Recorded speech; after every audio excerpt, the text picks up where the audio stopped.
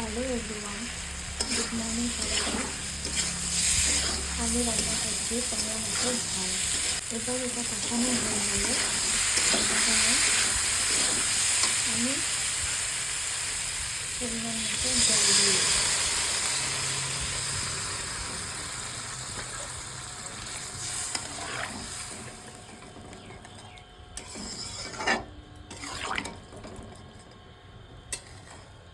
যে এখানে মাছ ভাজা হয়ে গেছে, আর এখানে ঝোলটা ফুটে আসলে আমি এই মাছগুলো দিয়ে দেবো এর মধ্যে।